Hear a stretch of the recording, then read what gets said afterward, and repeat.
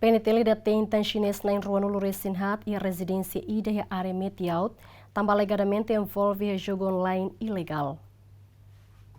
Quarta cala na Polícia Nacional Timor-Leste e o Serviço de Investigação Criminal, junto com a Esquadra Cristo Rei, a operação e posto administrativo Cristo Rei, consegue detectar atividade de jogo online ilegal e a área Metiaut. E a operação a autoridade consegue deter cidadão estrangeiro com nacionalidade China, junto com Emanan Ruanulo Resinhat, nebe alegadamente serviço nessa operador barre de jogo online ilegal e a área Metiaut. Operação Metiaut nessa continuação a operação será antes e a área Tiber, Manleuana, Bebonuk no fatin sira selutan. Porta-voz PNTL Superintendente Sefi Zombela dos Reis Chateten, a final operação e a rezidência e a área Manleuana, quarta cala direção Serviço Investigação Criminal MOS continua a querer essa operação, no detém cidadão xinés na rua Nulo Resinhat, nebe alegadamente a atividade ilícitos Scan Call Center e a área Metiaut. Agora daremos a operação lá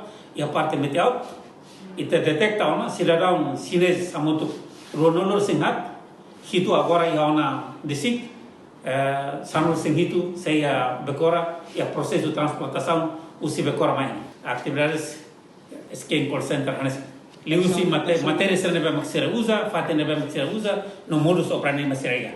Então, meus primeiro nebe kita usa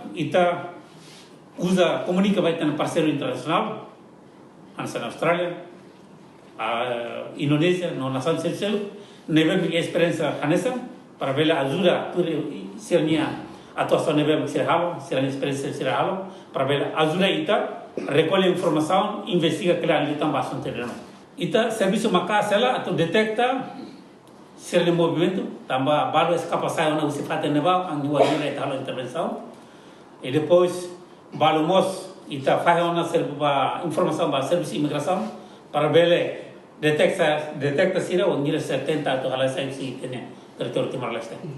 Porta-voz PNTL Nemosa afirma, mas que a limitação de equipamento, mas PNTL firme e a compromisso onde combate crime transnacional Síria INB acontece e relaram. PNTL, Direção de Investigação Criminal, reafirma meu compromisso a combate crime do tipo transnacional, organized crime, crime cibernética, mesmo a limitação o INB kita enfrenta, mas ita reafirma que ita sela fofatem ba crime organizado ne ato lao ita na nação. Cidadão xinés na rua no Resinhat inclui feto na Lima, no dadão detém ela e a sela comando PNTL, onde cumpre horas hito no Resin rua, moloca apresenta para o Ministério Público. Equipa cobertura GMN.